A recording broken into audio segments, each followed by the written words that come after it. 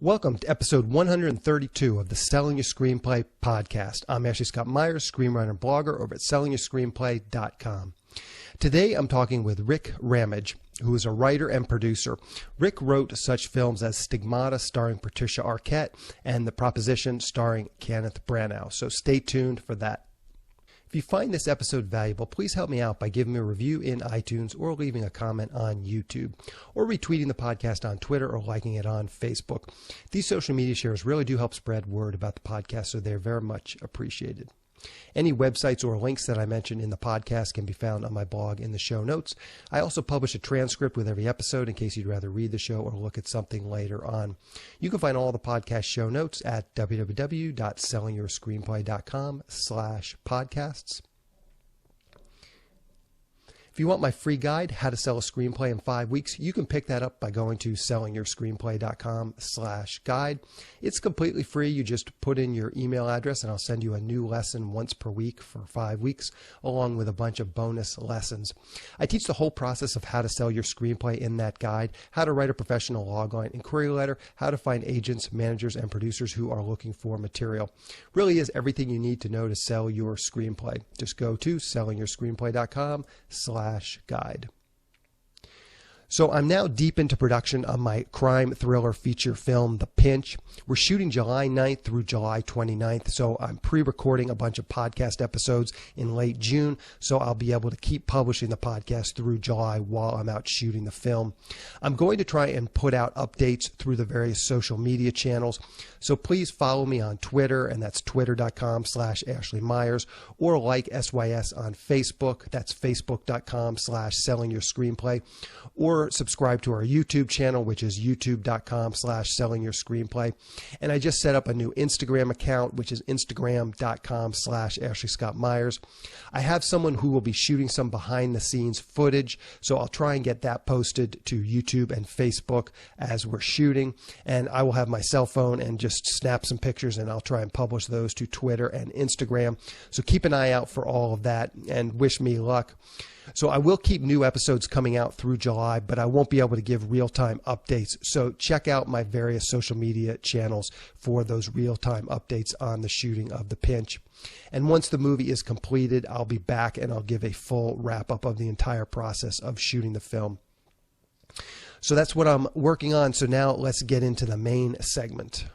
Welcome, Rick, to the Selling Your Screenplay podcast. I really appreciate you coming on the show with me today. Oh, it's my pleasure. Thanks for having me. So to start out, maybe you can give us a little bit kind of just about your background, how you got into the industry, and some of your first breaks. I always find it interesting, too, to even back it up before that, and maybe into childhood and kind of what got you interested in being a screenwriter originally. Okay. It's funny because I didn't finish my degree. I went into business with my family. My dad had a tractor dealership, of all things. And so a lot of my friends went off to college, and I was a sales manager for a tractor dealership. So, but I wanted to be well-read and well-spoken, and so I really just sort of out of the blue said, well, I'm going to be very well-read, and I'm going to read 100 novels back to back, and they were all classics. And quite by accident, I discovered that I was seeing, how different authors were treating the elements in their storytelling, and I was a voracious reader anyway. And so as I was sort of going through all of these novels, and they were all classics, I thought, wow, I wonder if I could do this. And a lot of people said, well, you didn't even finish your degree. Of course you can't be a writer. But I was like, well, wait a minute. A lot of these classic writers didn't have college degrees either. So, and I was way better read than most of my friends, who were in college. So I tried a novel. And I sent it to somebody I trusted, and he called me and he says, well, what do you want to do with this? Do you want to be a professional, or is this a hobby? I said, no, I'd love to be a professional. And he says, well, then I'm going to treat you like one, and your novel's not very good. And I sort of gasped, and I thought, oh, okay. And you know what? My whole future might have ended right there as a writer. But he said something that really encouraged me. He said, but you're really a good writer, Rick. And I'm like, well, okay, I don't get it. I just wrote a bad book, but how can I be a good writer? And he said, you're really visual. I really think you should try writing a screenplay. And so, as the story goes, I turned my bad novel into a bad screenplay. But I actually loved the form. I loved, working with structure, and I loved writing dialogue. And then I really took great pride in making the exposition portions of my script read well, And so I was hooked. And I applied to film school. I went to apply to the AFI in Los Angeles, and I didn't think I'd get in. And I basically wrote a letter to them saying, if this is about a pedigree, I know I'm not going to make it in because, basically I don't have a degree, and you're a master's program. But if it's about the work, here's a sample. And sure enough, man, I got accepted. So I thought that was the mandate. I sold my house. I sold my car. I had a wife and a small baby. He was about 2 years old. And we moved to L.A. and just tried to tough it out, I was totally scared the whole time because I felt like I was in way over my head. But that year at the AFI, I had 6 short films made, and it became film boot camp because I really got a chance to see how the page interacts with the reality that's on screen, and how your dialogue sounds, and it was just the most valuable year to me. It was really cool. But then when I left film school, I found out nobody cared where I went to school. I thought that would be like this big, sort of resume. Hey, I've been to the AFI. But people in the business were really, okay, we see people from big film schools all over the world. What do you got? And so I wrote a script, I think called Shakespeare's Sister, and I let a buddy read it who I went to film school with, and he was really encouraged. He was really encouraging because he said, wow, I've never seen a script written in the first person, and by the way, I wouldn't recommend doing it. It's way outside the norm. And it got some really good coverage at a studio. And then, lo and behold, he knew someone at an agency and said, you got to read this guy. He's really good. Well, a junior agent there just didn't read it and didn't read it and didn't read it. We went for like 2 weeks, and we didn't know how we were going to get in front of him. And so one night he picked up the phone and he said, if you're not going to read Rick Ramage, he's going to get signed this week somewhere. And it was sort of, we didn't know that. But so, this junior agent said, all right, I'll read it. And within an hour and a half, they were sending a car for me. And I went to meet with the head of the lit department and really never looked back. I mean, I think I had about $17 in the bank. I was flat broke and didn't know how I was going to pay for school, my school loans and all that. We'd kind of been living on credit cards. And the script ended up selling for $400,000. Huh. Now let me back you up just a little bit on it and clarify a couple of things that you just mentioned. You said you sent the novel to someone. Where were you living? Was this in Colorado where you were working as the tractor sales manager? At the time I was living in Denver. Okay, so who was this person that you sent the novel to, and how did you meet them? It sounds like they were in the business of publishing, so that there was some credibility to what they were telling you. No, you know what it was? It was my uncle, actually, and he was a teacher at a college, and he taught lit. So at least he knew what he was reading, Yeah. And I think that's why it crushed me when he said it wasn't very good, because I took that to heart, Mm-hmm. So. And so then when you were preparing to apply to AFI, you had this first sample script. How did you even learn about, did you go and buy, Sid Field's screenplay? Did you go and get a bunch of screenplays from the library, online, wherever? How did you actually get educated enough to even write that first sample script before applying to AFI? Yeah, good question. I went to a place called the Tattered Cover in Denver, and I found one script that had been published called Brian's Song. And that's how I learned to format the script. Okay, so, and that was literally the only script you had read when you wrote this first sample. Yeah, that was the only one. Okay. And then you'd only written the one script when you applied to AFI. Yeah, I'd written the one script, and I sent them, a writing sample. So, and that's how I got in. Yeah, yeah. So let's talk about, you had mentioned this first person angle in this spec script that you wrote. Maybe you can just describe that a little bit. Does that mean that the person is like narrating the script, so there's voiceover, or it's the actual action lines are also in the first person? Yeah, the main character actually narrates the entire story. So I never break character from the time we fade in from the basically what is the opening or the introduction to the main character. I stay in that character throughout the entire script. And like I said, I wouldn't recommend it because it's that's really breaking the bounds, I would say. But I think it got me attention because I did break the rules. People saw that I was a good writer, and from there, I think they saw that I could take a story in hand and deliver it. And when I talk to young writers now, I'm so adamant about being on the page as a writer.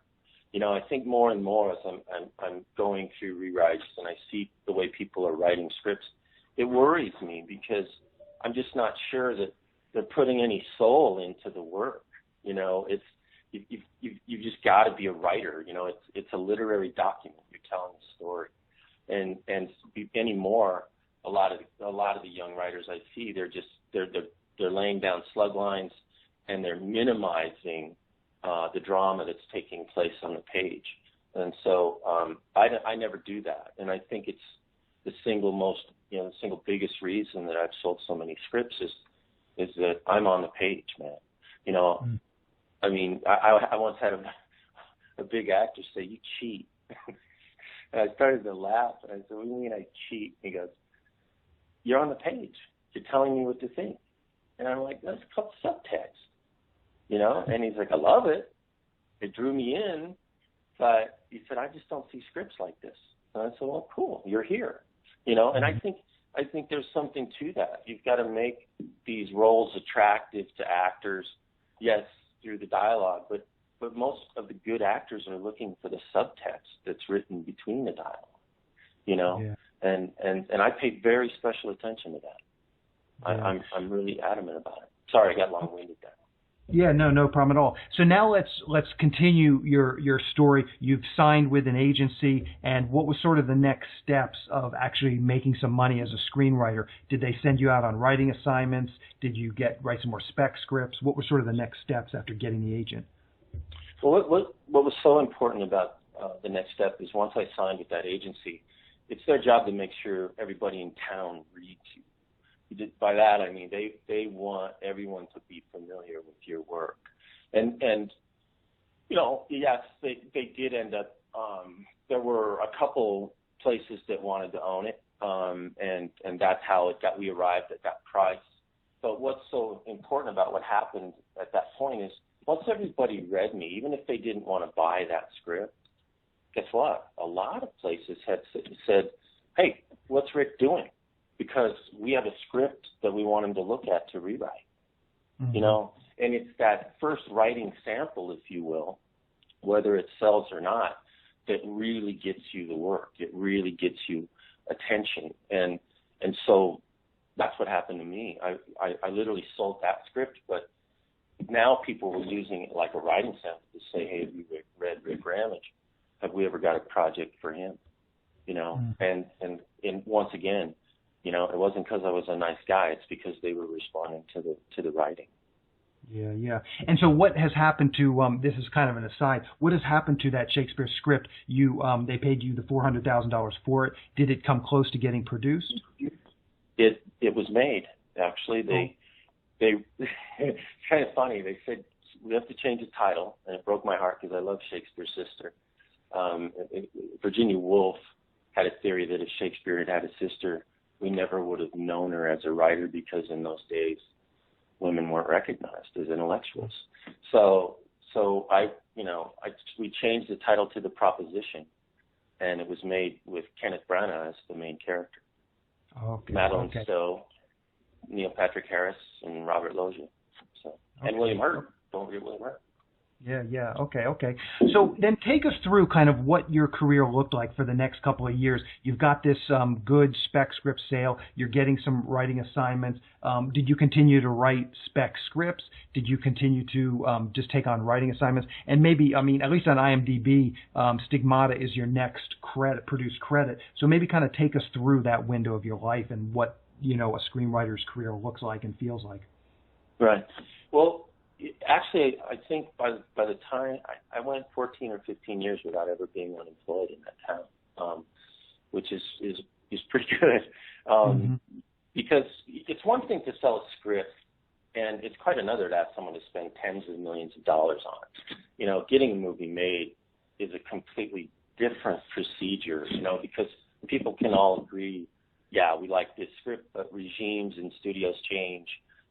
Jobs change, people change, and a lot of times, you know, like I think some of my best spec scripts, you know, they're still sitting on a shelf somewhere because the person that championed that project, that bought it, moved on.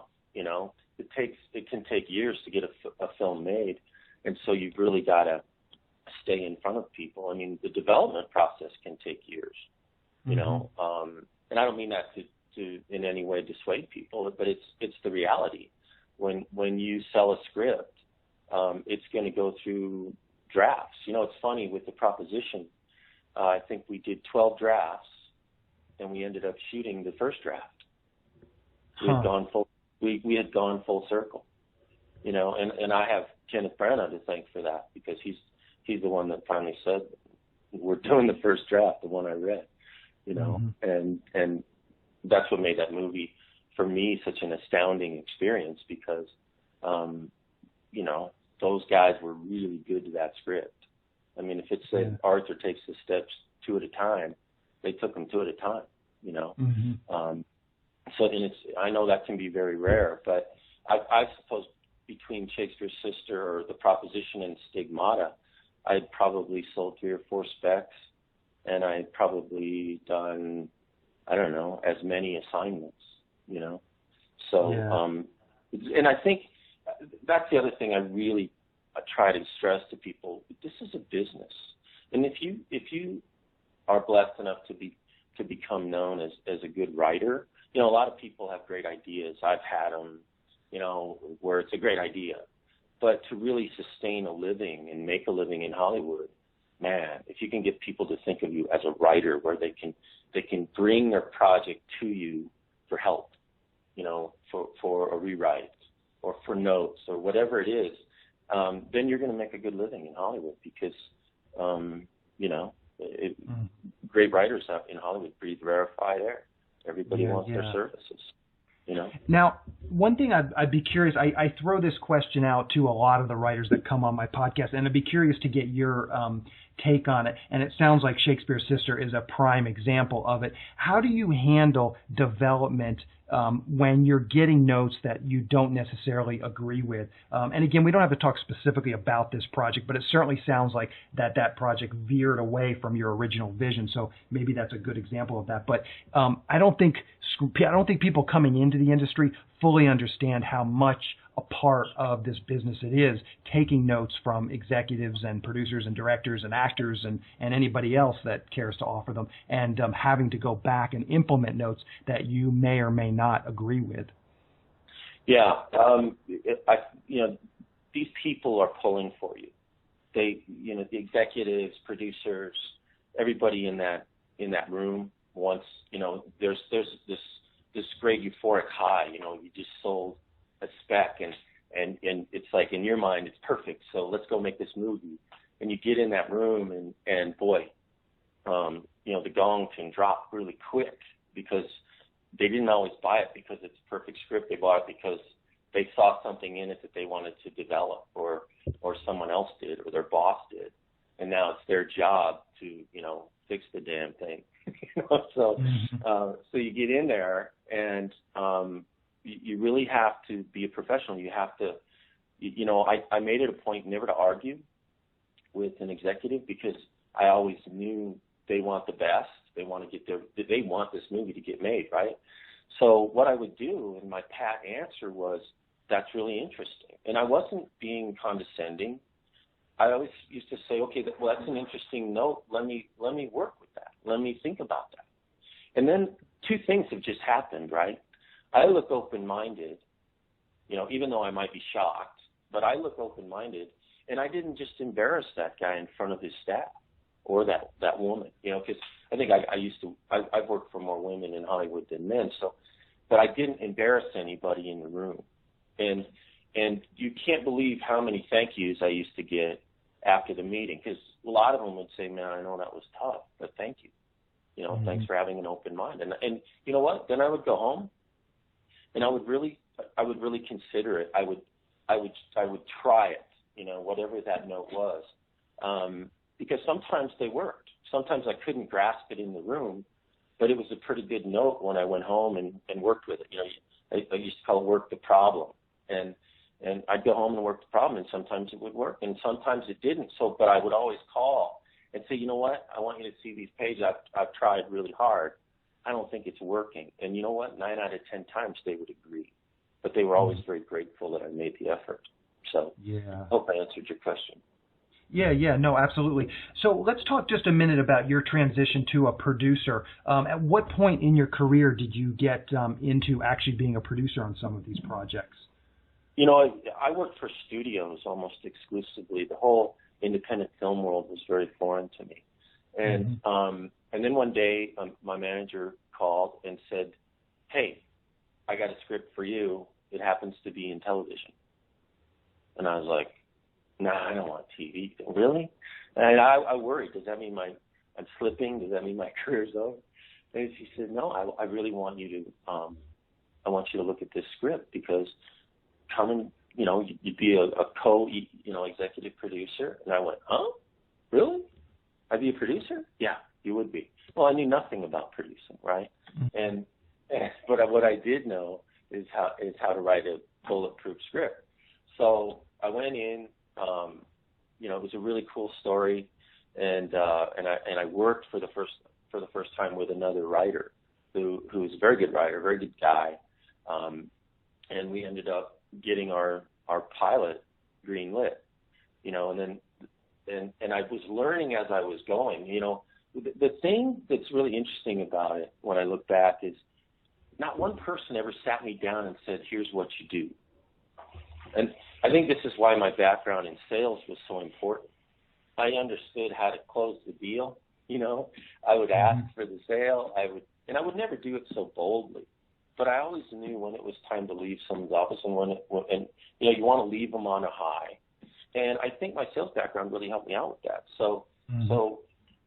But it was kind of interesting that no one ever said, Rick, this is how you navigate this town. This is what you do in those rooms. This is what you don't do in those rooms. They just kind of take it for granted that you're going to either sink or swim, and maybe it was me, but I managed always to leave a producer's office with a really good feeling. There were only a few bad meetings that I had where I was like, man, we weren't connecting at all. And that's got to happen too, right? I mean, your successes and failures, do balance out in the end. Yeah. Let's talk about living outside of LA. I'd be real curious to kind of get your opinion on that. I get a lot of emails from people that are living outside of LA, and they're wondering, can they break in if they don't live in LA? Obviously, you moved to LA to break in. So I'd be curious to kind of get your take on that, and then maybe even kind of hear a little bit about when you moved away from LA again and relocated back to Colorado. Yeah.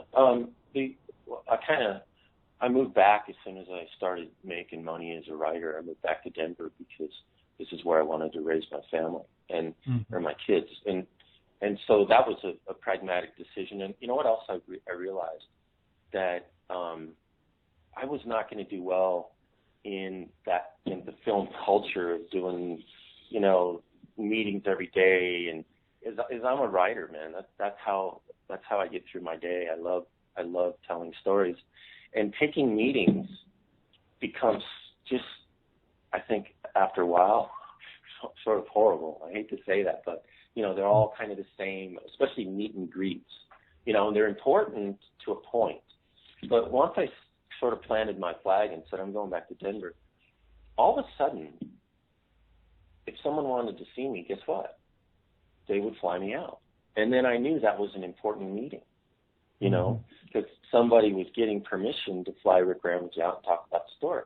So in a way, it kind of elevated me to the point that not everybody could just pick up a phone and have access, and this is LA was different then, man.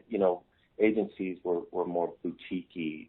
They really worked hard with agents worked very hard with their clients to get them out there. And then, it's a little more corporate now. There's no denying it. Now 5 agents cover you, and it's a different world. So I came up at a perfect time where I could actually say I'm leaving. I'm going back home, and I'll send you the work. So in answer to your question, producing sort of found me because I had another good script.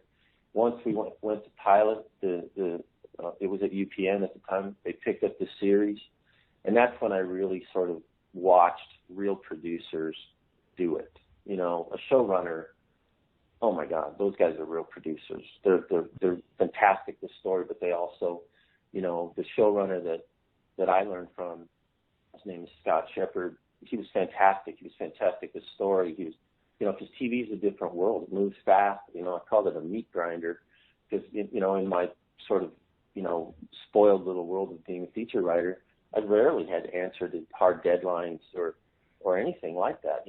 When it was done, it was done. And television moves to a much different march. You got to beat that drum. But it was really good for me because once again, I was seeing a whole other side of the business from really good professionals and who didn't mind taking me under their wing. I'm sure we'll get to this in a moment, but you asked me if, where did I learn to do stuff, and I really believe I was so green when I went into the business. I was just humble enough to shut my mouth at all the right times and learn. I was always listening to people and how they go about the nature of their business, whether it was a producer or a development exec or another writer. I was always very curious as to how they were doing it. So yeah. Let's talk about one of your latest projects, the Screenplay Show. Maybe you can kind of tell us what that is all about.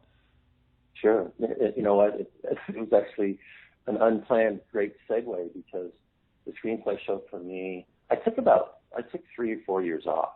I just got kind of burned out.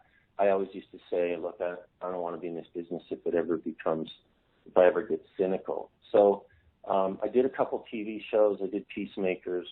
And then I wanted to see if I could direct. So I wrote and produced and directed a very small children's film called Ichabod, which debuted on PBS. And my idea for that was to have it be a series for kids, but the financing fell apart. And so I created a white elephant, right? So I took some time off, and I thought I would teach for a while or something like that. And a friend called me and said, would you do a seminar for my actors and writers? I said, absolutely not. She said, why not? I said, because, man, I'm shy. I don't want to stand up in front of people. What would I say for an hour? He goes, no, I need 6 hours. It's a day-long seminar.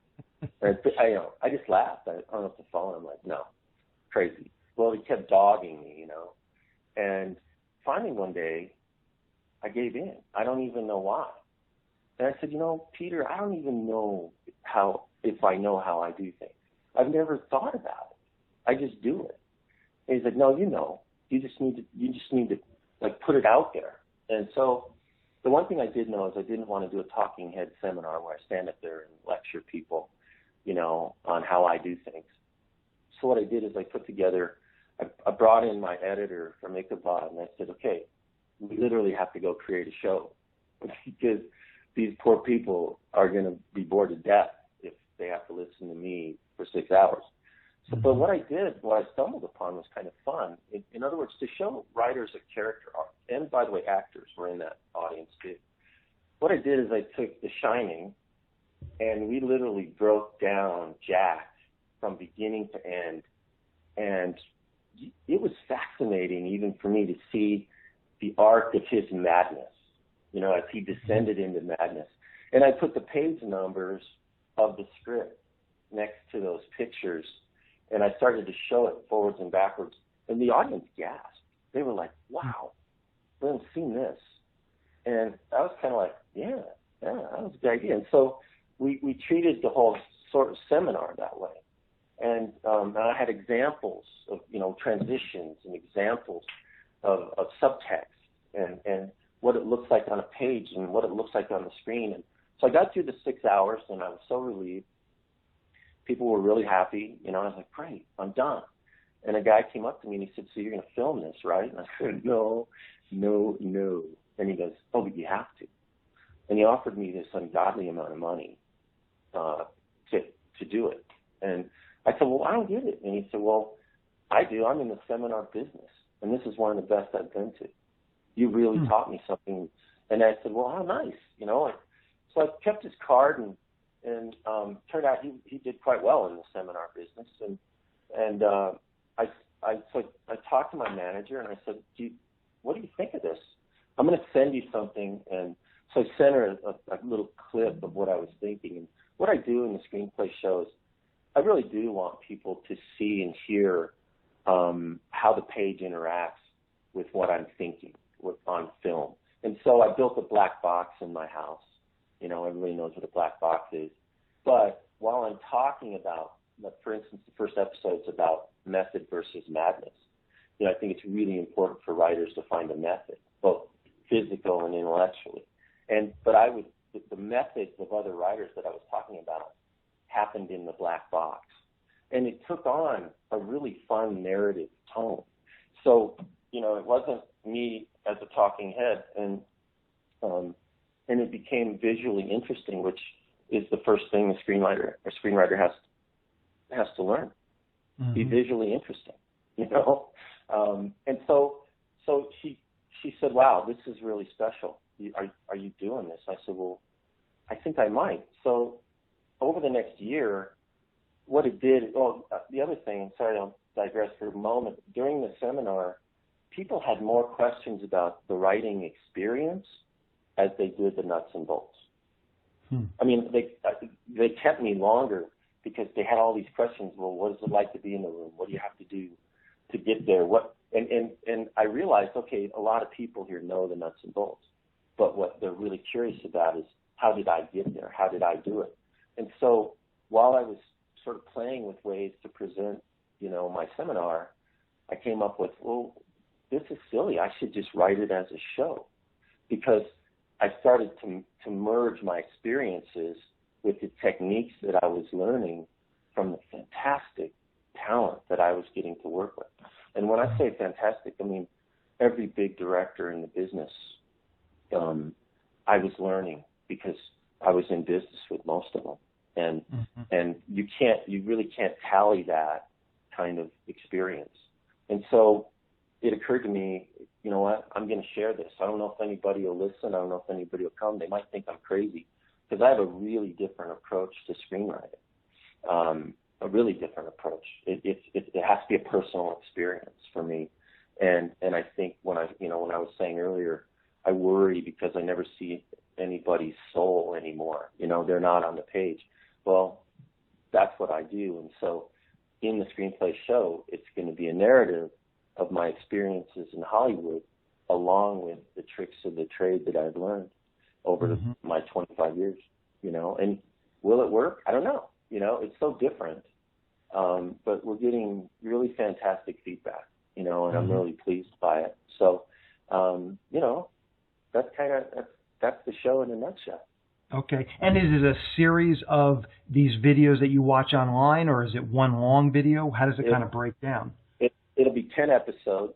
Okay. And I'll be breaking down basically every element of screenwriting, from writing an outline to finding your method, to, how do you write good characters? How do you write transitions? How do you write action? And basically the same way, I'll be using film clips from some of my movies and some other people's movies, and I'll be taking everybody through the 3-act structure but I'll be doing it in a very unique way. I'll be doing it like it's a show. And I hope it works. No, it sounds fascinating. So I think it's going to work well. I will gather that link and I'll put that in the show notes. It's thescreenplayshow.com, but I will put that in the show notes so people can just click over to it. I always like to just wrap up the interview. If there's a way that you just sort of communicate online, whether it be Twitter, Facebook, a blog, whatever you feel comfortable sharing, I can just wrap that up into the show notes too. Are you on Twitter or Facebook, and do you feel comfortable sharing those? We're on all of it now. So, Okay. And we've got a Screenplay Show page on Facebook, but we're also on Twitter. So. Perfect. Then I'll grab those as well. Well, it'd be great because people can look at I've published a couple film clips, and they'll be able to see exactly what I'm talking about with the black box and how the show has such a narrative feel. Mm-hmm. Yeah. Perfect. Well, Rick, I really appreciate your talking with me today. This was a great interview. I really enjoyed it and learned a lot, so I know some of the listeners will as well. Oh, great. I'm very pleased to hear you say that, and I appreciate you doing this a lot. I just want to mention two things I'm doing at Selling Your Screenplay to help screenwriters find producers who are looking for material. First, I've created a monthly newsletter that will be sent directly to producers. Every member of SYS Select can submit one logline per newsletter. I went and emailed my large database of producers and asked them if they would like to receive this monthly newsletter of pitches. So far, I have well over 300 producers who have signed up to receive it. These producers are hungry for material and happy to read scripts from new writers. So if you want to participate in this pitch newsletter and get your script into the hands of eager producers, sign up at sellingyourscreenplayselect.com. And secondly, I've partnered with one of the premier paid screenwriting leads sites so I can syndicate their leads to SYS Select members. There are lots of great paid leads coming in each week from our partner. Recently, I've been getting 10 to 12 high-quality paid leads per week. These are producers and production companies who are actively looking to buy material or are looking to hire a screenwriter for a specific project. If you sign up for SYS Select, you'll get these leads emailed directly to you several times per week.